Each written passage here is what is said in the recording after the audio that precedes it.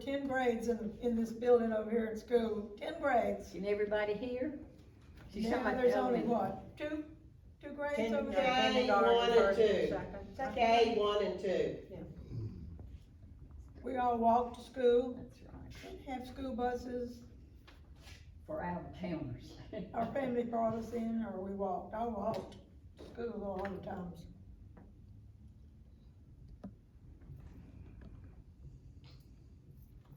One thing, I remember, so many things really. But anyway, we did walk, where they have the mommy line today, as all of you know, nobody walks. Yeah. As a kid, we didn't have this. So what we did, we played jump rope, cowboys and Indians for the guys, marbles, you shoot marbles. Some of the kids didn't even know what that was. I had a tour come through the museum of a private school, and I might have told y'all this already, senior moment. But the kids, I have an exhibit in there which I'd like for all of you to come and see. That says days gone by, then and now. And for the then, of course, I had all kinds of different things in there. But in the games, I had marbles, jacks. Do the ball hit the jack? I had coloring books. Now they still do have coloring books. But I had a lot of different things in there. Jump rope. Kids, I don't even know if they know what a jump rope is today. But we just had a different life. We played outside a lot. We would have houses that we would draw on the dirt. This is the bedroom, this is, and if you had a piece of broken glass, that's the china. So it's just, you made up things. Hopscotch. Now I have seen one or two things of hopscotch, but most kids don't know. And so the kids would say, well, what is that? And you'd explain to them how the game was played and what it was.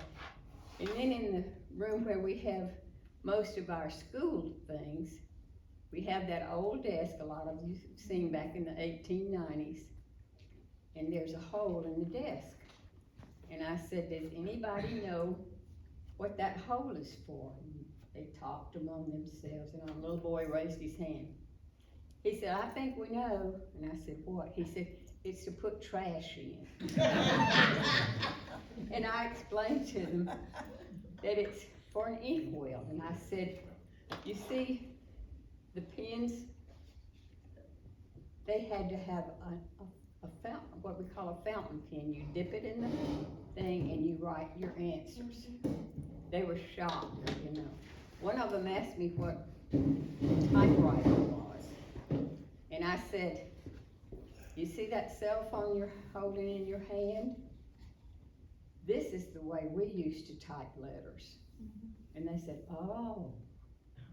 And I said, now you use this. So it's interesting that they were never told. I showed them about the coffee. We used to have to grind coffee beans and make your own coffee. I put a Keurig thing in there now. All you do is just put that in the thing and turn it on. But these are things that children have no idea about.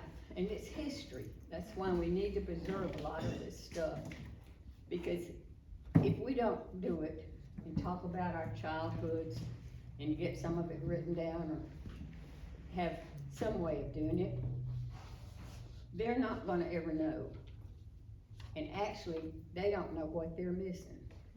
Because all they do is stay on this. They don't get outside and play. I saw a little boy in the store the other day. He was about this tall, walking down the thing. What's that? And I thought, isn't that sad? He wasn't looking around, wasn't doing anything. You see him out here walking on the street, they fall off the curb sometimes out here, not paying attention to what they're doing. But what is so sad is this generation they're losing so much that they don't even know about. And it's up to us. You got grandkids, try to get them off of that cell phone. Take them outside. Teach them how to do something different. They don't know what they've missed. And if we don't start telling them, how are they ever gonna know? And it's sad. It's really sad. But getting back to the trivia,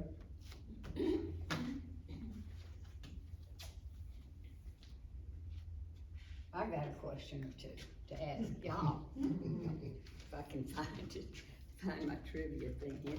And then I want the ones of you that were born in the 40s. Anybody in here born in the 40s? Ooh, good. All right, well, I'll tell you what.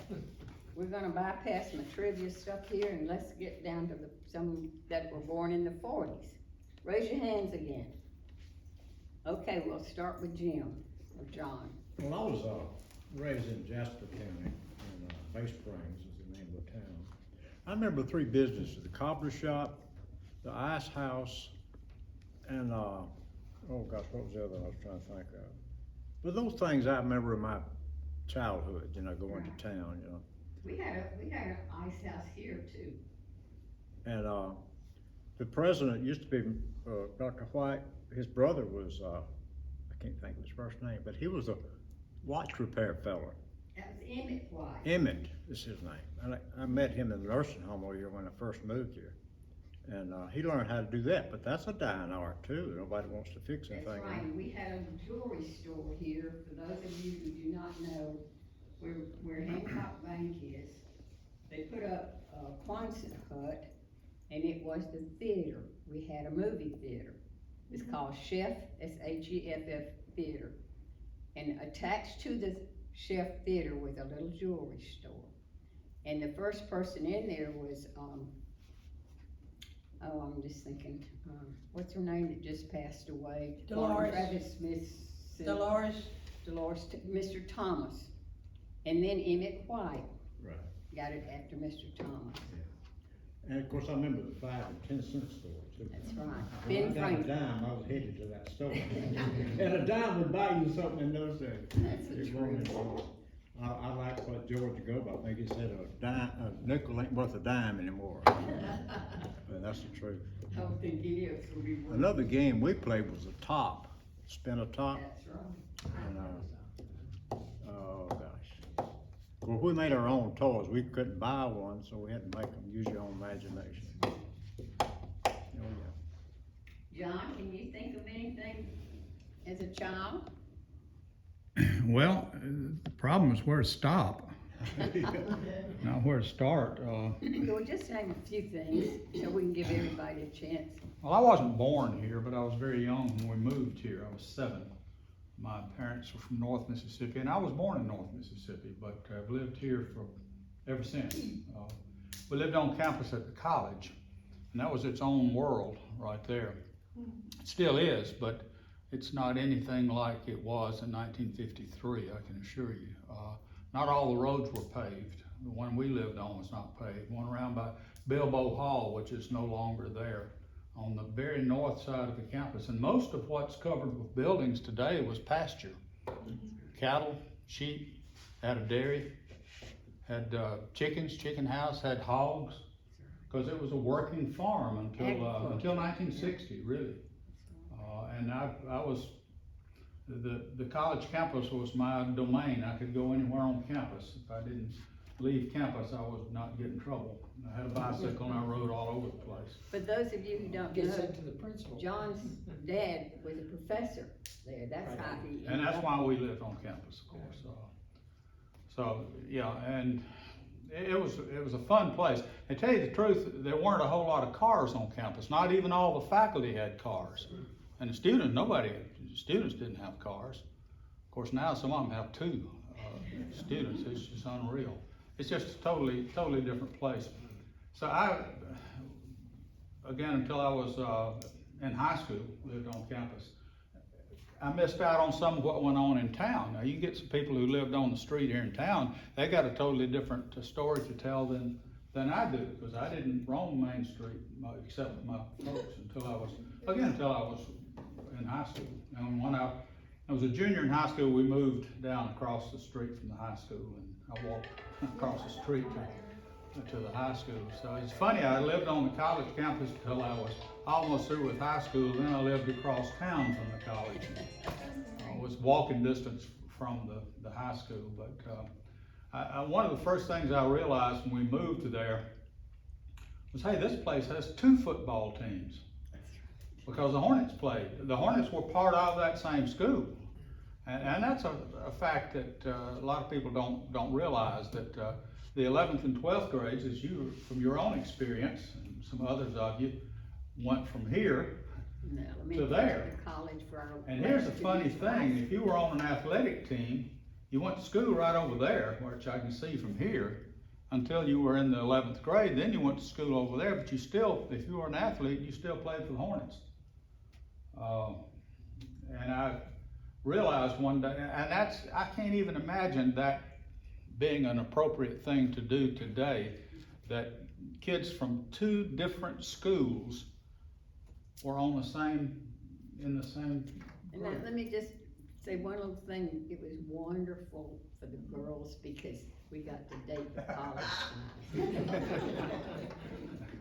But again, and that took place till 1960, when the present high school was built, and all the grades moved here in town, which had been that way since the college was founded. It was founded as an agricultural high school in 1909. That's what we went to school Right. under that name. Yeah, and again, it's still 1960.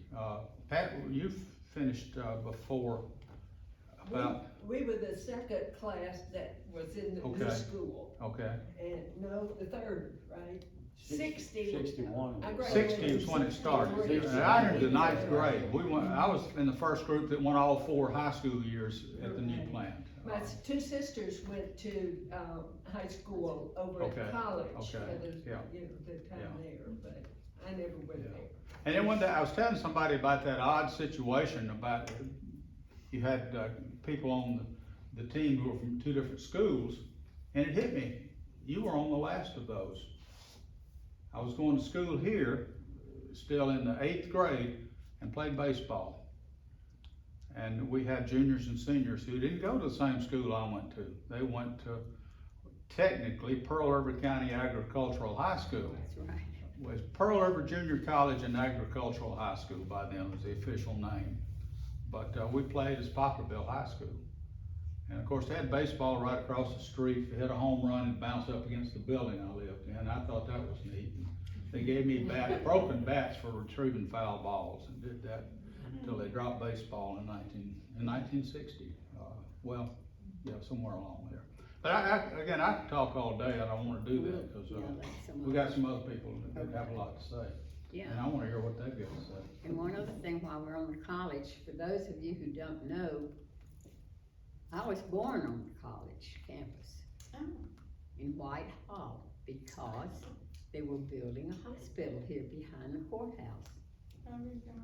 It's a parking lot. And I think Joe Wesley, I think it was, Joan, who told me he had an appendectomy in Whitehall. He did, and one thing funny about that is well, he's not living anymore to tell it, but, one of them brought an alligator into the hospital upstairs. But that was really, caused a lot of commotion, let me put it that way. But, anyway, that, just to let you know that Whitehall was hospital for a while here. Okay, who else is, raise your hand. I'll say something. My name is Jim Estes, and I was born in 1939 in a crossroads town, Eldridge, Alabama. And I don't even think they had a red light or anything like that. They had one big general store. But we lived there a couple of years before my family moved to a little farm outside Birmingham, outside Eldridge. And when we lived on the farm, the only thing you bought when you would go to a general store or a grocery store is a 5-gallon bucket of lard and wheat, flour. But everything else was raised right there on the farm. And when you raised sugar cane, you had to put it in with a mule wagon and carry it about 5 miles down the road to get it squeezed and cooked. And that was a poverty area. It had been coal mining area, and when I was born, the coal mining had shut down. And I don't know why, because they've gone back coal mining up there now. And but my daddy wasn't a family man, but he talked my mother into selling that place, and we had another little parcel of land that had another house on it, and we moved in that more or less a shotgun house, and it was pretty rough back then. All you had was a potbelly stove, a battery powered radio, and a kerosene lamps. Can you imagine what kids today would do if they had to survive under that? And an outhouse. Yeah. Then we moved to, when I was about 7, my daddy got transferred from Birmingham. He worked for the Frisco Railroad in Birmingham. So he got transferred to the Southern Railroad working out of Selma, Alabama. So we moved to Selma, and he had wasted his money on that we got for the first farm, and so we had to move in a rent house outside of town, and it was a back then we didn't know the difference. It was fine, good house, you know, and of course you had fireplaces, and that's all the only heat you had, and we didn't have a running water. We had a overflowing well in the yard, and Selma is a real low area, and with it being a low area, it hardly ever snows there, even though it's further north. And so finally, my mother bought a house in town, and we moved there. And when I finished high school, I had a scholarship to PERC. That's how I got to Mississippi. And went to PERC a couple of years, and when I went over there, out of state, they had a rule back then, I don't know if they still have it now, but there's only so many out-of-state boys you could get for the football team. Well, they had 102 boys, and none of us knew it, but they only had 2 scholarships. So it was a fight, you know, and but I enjoyed PERC, and really wanted to move over there after I retired, but a piece of property I tried to buy, it fell out, sale fell out, and Slick O'Neil, who knows Slick O'Neil? Somebody said, now you see how you got his name. So I started looking for property and talked to David Earl Johnson here at Poplarville, and he had, out there where I live now, they had 12,000 acres that was gonna come up for sale in about a year. So I got my name on the list, and that's how we wound up out where I am now. But as far as work, after PERC, I went to Howard College in Birmingham. It's a Baptist school, but I didn't care for those mountains. I was used to flat land, and so after a year there, I transferred to Southern Miss and finished there. And when I was at Howard, my coach was Bobby Bowden, and I know Bobby Bowden. yeah, and it was, it was a good school. The only thing I didn't like about it, I don't know how y'all are, but, the best professors in college are people working to get their PhD. And it turns out at Howard, everybody teaching there had a PhD. And most of them had a job downtown, working for some big company. But to me, they were, I didn't learn as much under them as I had people looking for their PhD. But then I moved, after school, I moved to Houma, Louisiana, and was working with the oil field supply company, National Supply. They would furnish anything in the oil field anybody needed.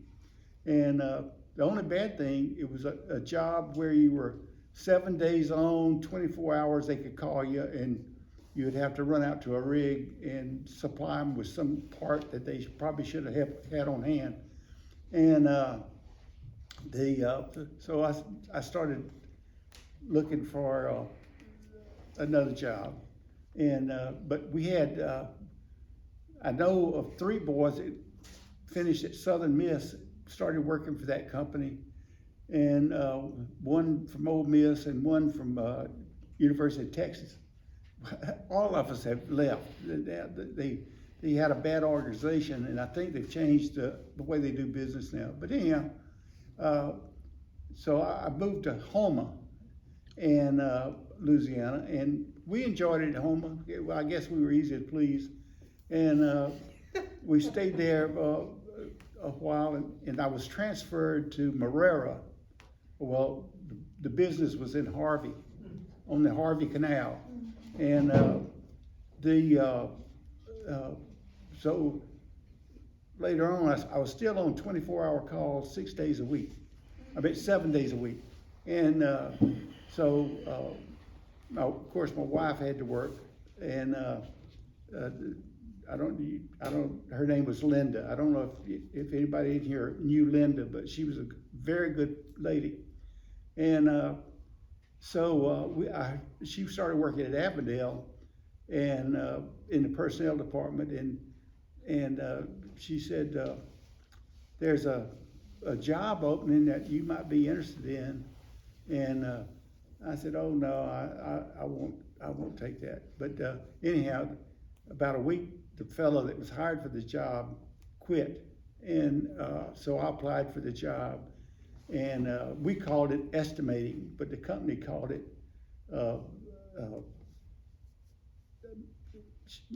labor and material analyst is what they called it. But we had 9 people that would take a ship, and each one of us had a different thing that we looked for on the ship.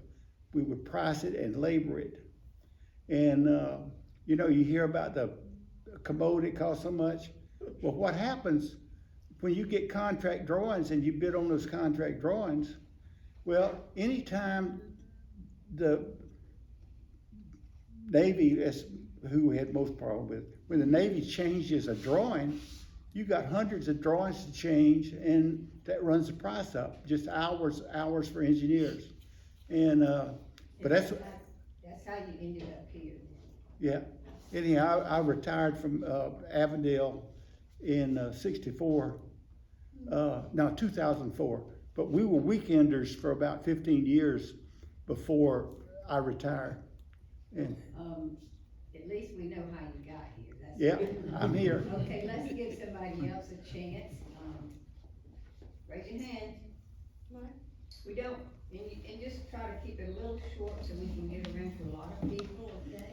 Who's hands up? Cheryl? And Speak up now. And try to keep it a little I'll stand short. up because my voice is very weak. Well, John, I was a town kid. you what? I was a town kid. I went down. I was a town kid. So we moved here in '53, so I started school, started first grade in Poplarville. And what I remember about growing up in Poplarville was riding my bike everywhere, right? Riding my bike, roller skating all over the town, all over the street. And then the roller skating people came in. Where'd you tell me it was, John? The what? The roller skating rink? Yeah. Where was We that? had it was a portable rink every summer that came to It was every summer, Poplarville. okay. And if you know where, Pearl River Drug is, and there's a brick building behind there, Behind Pearl that was a River. vacant Y'all lot. remember that? How many of you remember that? I do. They also had it behind Pearson's, where Later. Pearson's Uh-huh. was. Yeah. They moved. I grew up at the swimming pool. Our house was right behind the community center. How many remember the community center? And between my house and the community center was nothing but dewberries. So I grew up with dewberry patches, and behind the pool was, the best plum orchard on the planet. So school was out one day and I was outside the next. So I grew up with no shoes on. I'd go to church with shoes on, but that was it. So grew up barefoot, riding my bike and pretending I was a country kid, but I was kind of a town kid. But one thing I remember about the pool, let's see if she remembers this. On Wednesdays, it was like really gross, like really green and horrible. You remember this? And then we all got impetigo and that kind of thing. And then, so they would close it, drain it on Wednesday nights, and refill it on Thursday. True. And it was freezing cold on Thursdays. That was the big deal. You remember that? It was so cold on Thursdays, but we'd go during the day, go home, and go back at night. It was open at night too. So I feel like I grew up outside. I'll tell you one quick funny story. This is, I was Miss Goody Two Shoes, but there were some bad kids or bad boys that we kind of like. Yeah, it's kind of fun to pal around with the bad guys once in a while. So Halloween comes around, and I remember one Halloween, I don't know how old I was, but we stole a car. Well, back then, did you leave your keys in your car? Did the car, there were keys in cars, so we found one. And the boys decided to see how many girls they could stuff in one car at a time. So I think we got maybe 15 or 18 in there. And they rode us all over town. We took the car back, so we didn't get arrested. But had the police known about it, they would probably have left us alone anyway. But the kids were all over the place doing all kinds of fun things on Halloween. And then a lot of spend the night parties, and the boys would find out where they're gonna be, where the girls having spend the night parties, and they would show up and do strange things outside the house. My daddy would try to run them off and all that kind of stuff. So it was great fun. I had a wonderful childhood, and we were just all over town, and we felt safe. We had a lot of friends, and the one thing I remember that I hope a lot of you remember is I always knew if I got in trouble, I could go knock on anybody's door, and people would help me, so we weren't afraid. It was fun, and it was really dirty at the pool on Wednesday and cold on Thursday. Yeah, life was really different then. Okay, anybody else? Going to school back then was different than it is today. I lived across the street from the school. This school. And still do. And still do, but anyway, first grade I had Irene Amaker. I had gone to kindergarten, Miss Brainerd's, in her house or whatever. But anyway, after lunch, we would have to take a nap. And Irene would walk by and I'd be sniffing like that, and she'd whisper to me, "Do you think you need to run home for a few minutes?" And I said, "No," and I'd go. Mother was home, and she would rock me, cause I was at school. In the first grade? In the first grade, but back then, the way it was. Then we would hear the bell ring for recess, and I'd get up and wipe my tears, run back across the street. And I was forgiven every time. And then too, talking about the football team dressing from down here, I had more girls at my house during football season, looking out the window or sitting on the porch, watching the boys come out of the dressing room after they had gone out for practice. So I was pretty popular then with a bunch of girls. So that was part of growing up. Okay. And one thing I remember about that school, the elementary school, they had like a basement area. And there was the sweetest black lady down there, so if you fell and hurt yourself, or you tore your dress, or whatever, you could always go down to the basement and she would take care of you, whatever. I don't even know if they even have that sort of thing anymore at schools, I doubt it. They have nurses, Right. every She would have school been has a our, nurse. she would have been our nurse. Right. Okay, anybody else? I was raised in Derby right down the road there. And, the main thing I wanna talk about is the Derby School. It was a beautiful building, but when I first started school, we had outdoor toilets. We finally got plumbing inside, and, the teachers, like the, first and second grade, was all in one big room. We had one teacher in there, and she would teach the first, and then she'd teach all in the same room, and then the, third, fourth, and fifth, I think, is in another room with one teacher. And, that's the way they divided them up, and I think the seventh and eighth was on grades that, well, it didn't go but to the eighth grade, and then you had to go McNeil or Poplarville. And, so the teachers taught, all the children, you know, they had a job, that's our job, they didn't have, teacher assistants or anything. And the games they played, the boys wore the knees out of their jeans, down playing marbles, and they played yo-yos, and we played hopscotch a lot, and we sure played basketball on a dirt court.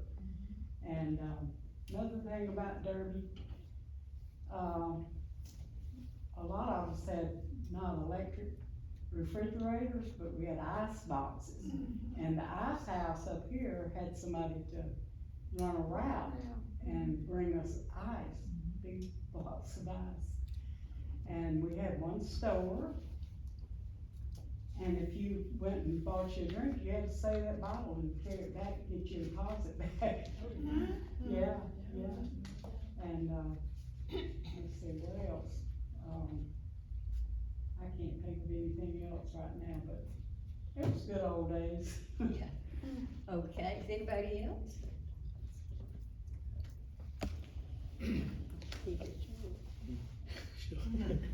I was born in 1942 in Stone County, just outside of Red Creek on 26. And, I come up on the back of a horse since I can remember. I mean, I was real small. I remember my grandpa, Seaman Ladner, he would get on his horse and reach down and pick me up and throw me behind him on the horse.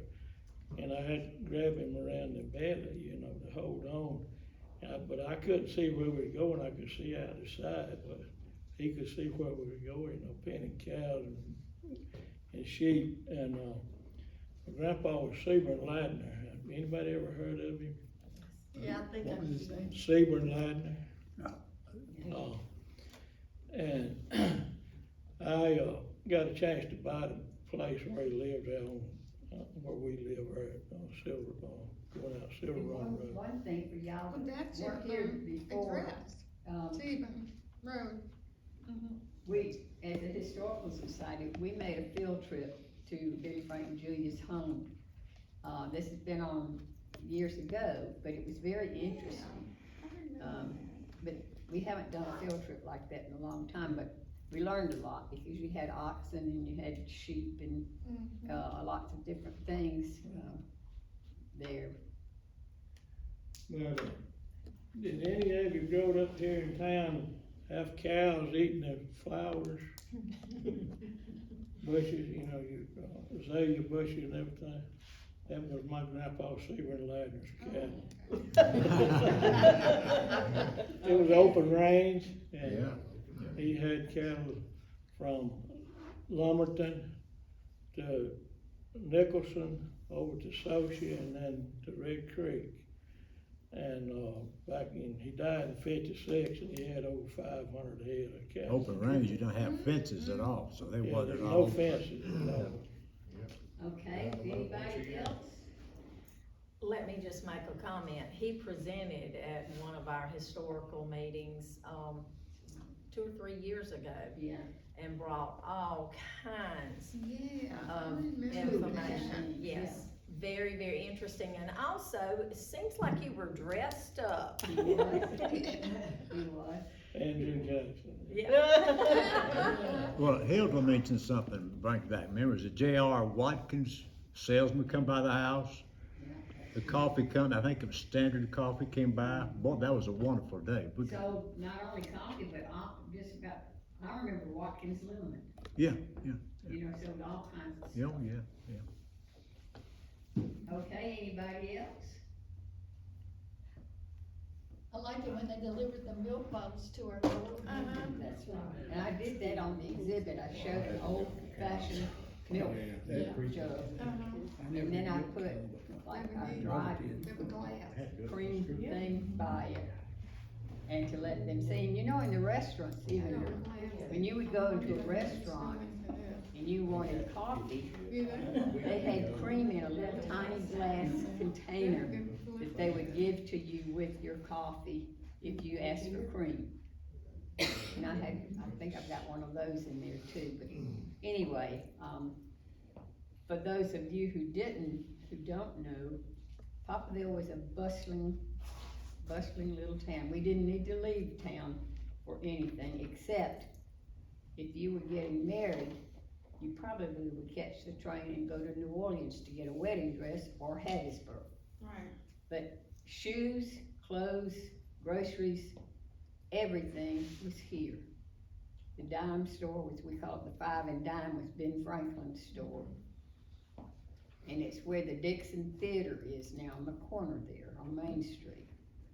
And you could get anything there that you could think of. And we skipped school and ran over and jumped on the train to go to Mardi Gras. Yep. Cause the train stopped here. And where for those of you who don't know, we had a wonderful train station. You know where I live, right there on the corner by Hancock Bank. It was over there by the railroad track. Beautiful train station. I remember as a child going up to get a ticket. There was this marble slab where you buy your ticket and everything, very nice. And Apple's store now has the old cart, big cart in their store that was at the train station, where they put luggage on there and they'd haul it out to the train. But I was gone, of course, when they tore the train station down, or I'd have been throwing a fit and When cracking. was that? It's right, you know where Jason's. No, when did they tear it down? I have no idea. I had left here and gone to, Florida. Do you remember? It was after that. When was it? I think they tore it down in probably 62 or 63 in that time frame. You remember who was a train master there at, Robert Gentry. Mr. Robinson? You wouldn't remember. You remember Mr. Robinson? He lived right across the railroad track from the train station. The house is still there. It was right next to Orr's Hotel. Yeah. And he was a train, he telegraph operator and sold tickets and all that stuff. I think it survived into the 70s at least, Wade.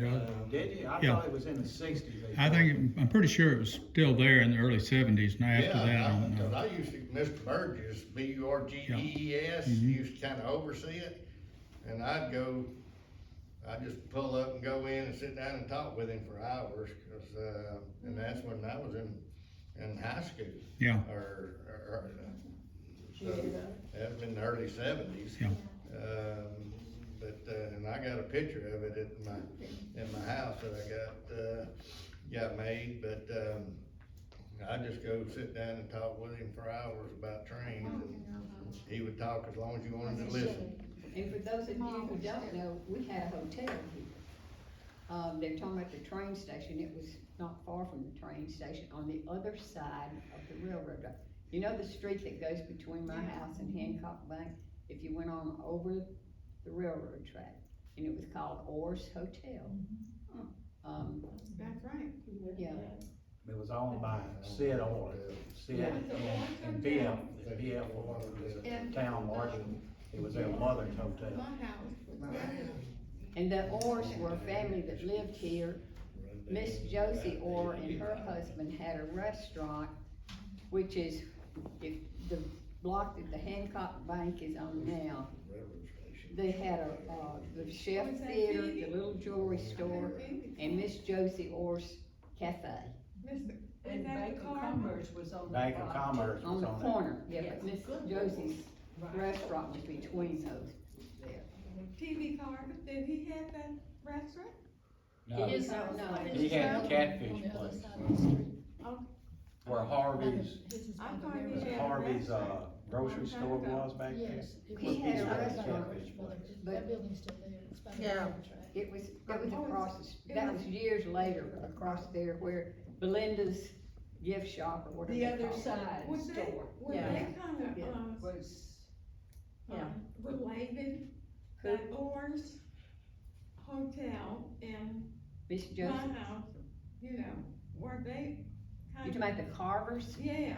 I don't really know if they Yeah. were related or not. They were related, they were related. Some history about that. There was, One of the grandkids. Carver's, wrote it and Carver, gave it to me. old man Carver's wife was a whore. Pulling out Bless my- you. That's how they were related. And the yellow house that Myra lives in right here, next to the church right there, That's that was, Carver. a boarding house at one time. That is, that's And, true. Myra turned it into, the Blueberry Inn Mhm. for a while and all.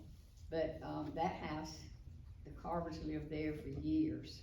Right. And one other thing I'll tell you for the ones out of town, I might have mentioned this before, we had a telephone company here. Yeah, And in it my was yard. located actually right here where the fellowship hall is, right in that area. It was a little building by itself. Miss Ione was here, she could tell you about it because she worked She there. said she worked there. They had the plug-in phone thing. And you could call and say, I remember so many, especially the guys, if they were gonna go have coffee, they'd call in and say, Miss Ione, I'm going over to Miss Josie's Cafe. If anybody calls me, will you call over there? They would do things like that, and the telephone operators knew what was going on all the time. When we moved here, that was during the You didn't have to- you pre-times when just there have to were dial 4 and that, 5 put you people through. on one number, That's you know? right. Yeah, So part you of got that. everybody's, Oh, yeah. everybody was listening in. We didn't know any different, we thought that was great, just you had a phone. Okay, is there anybody else?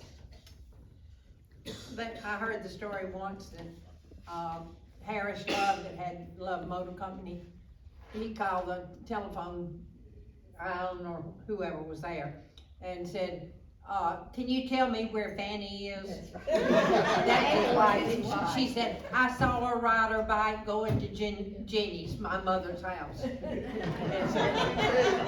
could do that. You can though. hear all kind of things. But our town was really, like I said, you didn't have to leave to get anything. We had just almost anything you could imagine, and we did, I think I've told y'all this many times, we had 2 taxis here. Believe it or not. Their busy days was Saturday, of course, but they were parked down here on Main Street, and people would come in and buy their groceries at the grocery stores we had, and they needed the taxi to get back home, cause somebody had brought them and dropped them Right, off. yeah. So we did have the 2 taxis, and, they were here for quite some time. Hour a week was one of them. That's Remember right. him? People One are thing we always did- shocked to hear that we had 2 taxis in He town. was crippled. One thing we do have a lot more of is, law enforcement officers. There are at least 2 police officers on duty around the clock now. But you remember BF4 was the city marshal, he was it, And he was law a night enforcement. marshal. Yeah, I'll tell you something funny about BF4 too. Over there by the college, you know where that little, I wanna call it Logan's service station is thing there? Across from Rainey's, where Rainey's is located. There was a billboard there. And BF4 used to hide behind that billboard and wait for them to come through town, and he'd get them. he had an old Chevrolet pickup truck, an old green Chevrolet, you remember that? There was a police. And some kid told him one day, said, BF, you can't catch me in that thing. He said, blank, son, I don't need to catch you, I know where you live. That's the truth too. So So, I'm not from here, and I'm enjoying listening to this, so what do you think about the town now, compared to what? Well, I Cause think, you said it was bustling, well, I think now our town is suffering, we've lost so much, and even for them to tear down the hospital was sad to me, because I know some people were born there. I had my that tonsils lived out here. there at age 10.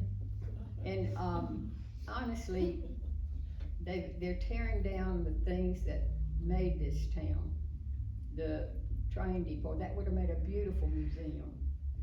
You know, nobody considered that. I talked to them about the, hospital. I was told flat out, that's gonna be a parking lot, that's it. And I said, that's a piece of history, we need to keep that.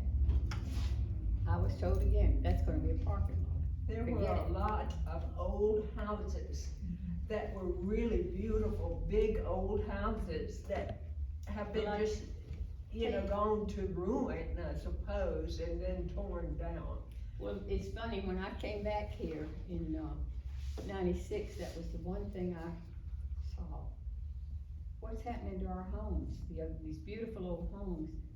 Which is why I got some people together, some of my friends, and I said, let's form a historical society. Let's do something to keep all of this from being destroyed. So we decided to have a driving tour of historical homes. And fortunately, we caught a few of them before some of them got down, but, we just want people to know, it's not a driving tour where you go in the homes, because that's too dangerous today. One thing that I think would be very interesting, is the town has had so many fires. I've heard different Right. ones talk about the fires that have fires, destroyed so much. Somebody who can speak to that, and that would be a great presentation, because I've heard bits and pieces through the years of, and so it destroyed a lot. So it'd be great to have somebody who knows, or who can, who One can thing speak to I it do too. remember as a The child, school speaking burned of down. fire, Right there. they had where the Chef Theater was, where Hancock Bank is now. Before then, there was a grocery store on the corner. That was Pat Hyde's. Pat Hyde's, his dad, Pat Hyde Senior. And one thing that fascinated me about that grocery store, it reminded me of, I often think of that now. It reminded me of the French Quarter, how they had the pretty iron posts and all, but at the corner, it had doors that opened like this. And I was so fascinated, because I thought, why do they have those kind of doors? What is it? John, was it his son, stores. where we're sitting now was a grocery store, it was a Quonset hut. Yeah, His Pat son. Hyde's right Pat here. Hyde's right here, was the only store. But the that I regular knew one of. was by the Chef I Theater. That his never son? knew about that one. It That's burned Pat down. Hyde's son We that used to had walk over Quonset to the- But that grocery store burned. Well, that whole No, that was block bad. where the town green is, That's right. had the Masonic temple on it, Schrock's had their Western store. Auto. Rawls Yeah, Drugstore. Rawls Before Rawls Belinda, burned on the down. other side there, you had Rawls Rawls Drugstore, Rawls. Rawls Grocery Store, all of that was Rawls huge Drugstore. and stayed busy all the time. We had two drugstores It's here. horrible.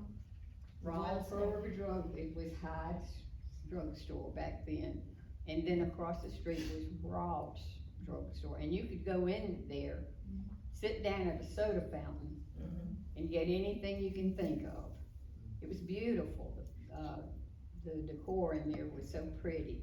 Well, the Rawls family was a well-known family here, and they did have, next to that drugstore, they had a clothing store.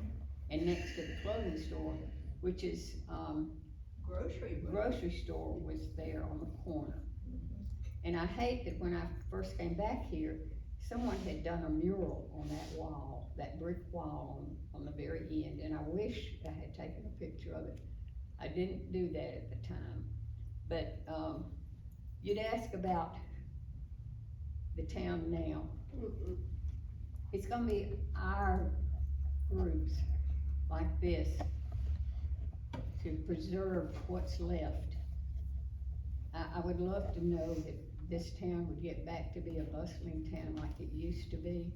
Look at Lumberton, that's so sad, of course, that was when the railroad was going through and everything, but that was a bustling little town, and now It's like ghost town. it's nothing. That's what's happening to our town, if we don't do something about it, and that's May what. I interject there that the town itself, there's a lot of property in the town that is not owned locally. It may be county or it may be federal, and there's nothing you can do about that unless you can get in touch with the post office, for example. Where the hospital was in the parking lot, county owned. So you have to take into consideration those are things that affect our town, but how are you going to address it? You have to, you try to get in touch with the powers that be, and they don't always listen to you. So, but anyway, I think our town is doing a lot better. Does And, anybody know who owns that Dixon Theater building? It's federal. I'm sorry? What, is that what Louise said? The lady? No, the Dixon Theater is owned by Jeannie Lee, Jeannie Yeah. Dixon, Jeannie Dixon. That was the. Oh, yeah. Yes. That was the 5 to 9 That was the store. 5 to 9. She had not, But her husband died. her husband, yeah. That was TWL? Was that TW, the No, T? TWL. Ben Franklin's We store. need somebody. Enid Seal Senior. By Main Street Coffee. Yeah, that was owned by Enid Seal. Okay. Jackson. Next door to it. Yeah, this, The old- 5 and The dime. 5 and dime, Enid Seal's on that. Oh, Somebody that's in that department. Well, the stores used to stay open. Saturday was a big business. My dad had the Firestone store, The old which was stuff. right where the Hatchet place is now. Yeah. next door to TWL. TWL, he owned the Firestone store there into the late 50s. But, we'd stay open to 8 o'clock at night on Saturday night. I mean, and it was busy. Busy town, and You couldn't- everything closed Wednesday at noon, Wednesday at noon. because of prayer meeting. And of course, people don't do that anymore, but they did back then. That was Thursday. They closed because Wednesday. Wednesday night was prayer meeting night at the churches, so they closed at noon. Right.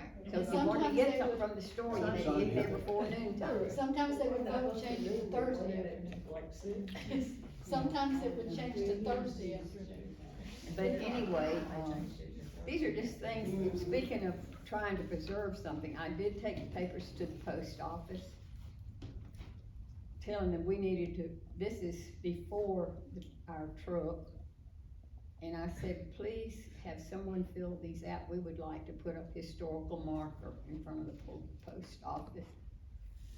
And she took the paper, she said she'd give it to the powers that be. I did not know this.